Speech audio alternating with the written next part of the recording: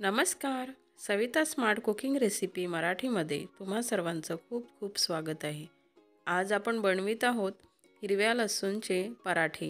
याला आयते पण म्हणतात, चिला पण म्हणतात. हे खाण्यासाठी खूप स्वादिष्ट आहेत आणि झटपट बनणारे आहेत आणि त्यातही कमी साहित्यामध्ये बनणारे अशी डिश आहे. तर चला मग सुरुवात करूया आपण पराठे बनवायला. त्यासाठी काय काय साहित्य लागते ते बघूया. इथे मी हिरवा लसूण घेतलेला आहे, 4 जुडे घेतलेली आहे. हे छान स्वच्छ धुवून घेतलं आहे. आता आपण त्याचे बारीक बारीक त्याला कट करून घेऊ. सुरुवातीला आपण त्याचे जे मुळं असतात ते काढून घेऊया. त्याच्यानंतर आपण त्याला मधून मधून कट करून घेऊ. मी सगळेच असे कट करून घेते.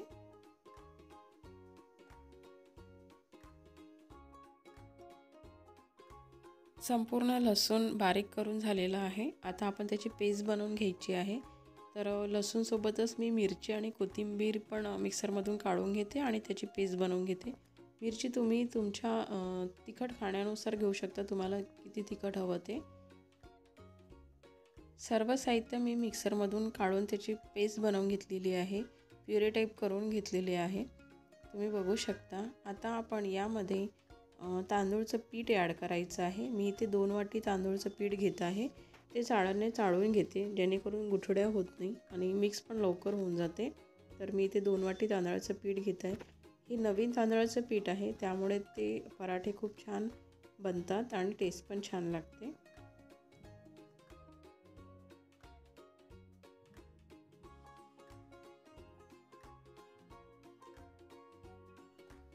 यानंतर मी यामध्ये 1 चम्मच ओवा टाकत आहे.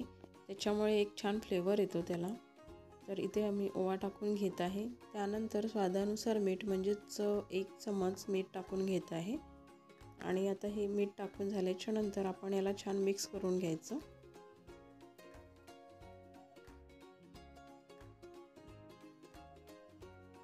मिक्स होत आलं की यामध्ये आता आपण पाणी टाकून हे मिश्रण पातळ करून घ्यायचं आहे.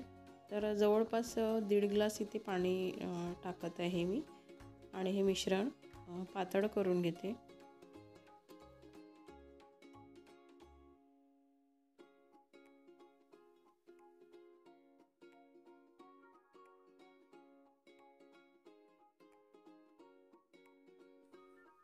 तुम्ही बघू शकता आपलं मिश्रण आता तयार झालेलं आहे. खूप पातळ पण नाही आहे आणि खूप घट्ट पण नाही आहे. आता मी इथे गॅस ऑन केला आहे, तवा ठेवलेला आहे आणि आता आपण तवा गरम होऊ द्यायचं. पराठे टाकायच्या आधी तव्याला थोडंसं तेल लावून घ्यायचं, जेणेकरून ते चिपकणार नाही. मी इथे तेल लावून घेत आहे आणि आता आपण जे मिश्रण केलं होतं ते तव्यावर टाकून घ्यायचं. ज्याप्रमाणे आपण डोसे पसरवतो त्याप्रमाणे डोसेसारखंच हे मिश्रण तव्यावर पसरवायचं.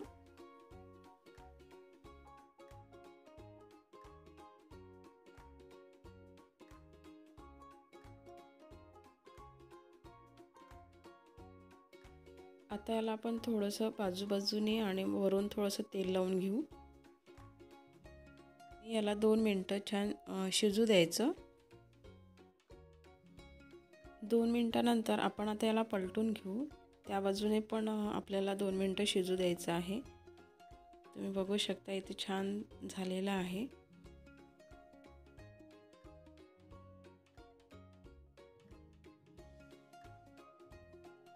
या बाजूने पण आपला पराठा झालेला आहे. आता आपण काढून घेऊया. असे संपूर्ण पराठे तयार करून घेऊ. आपले पराठे आता तयार आहेत. तुम्ही बघू शकता किती छान कलर पण आलेला आहे आणि टेस्टला तर खूप छान वाटतात. तर अशा छान छान रेसिपीज बघण्यासाठी माझ्या चॅनलला सबस्क्राईब करा. रेसिपी आवडली असल्यास लाईक, शेअर, कमेंट्स करा. Thank you for watching.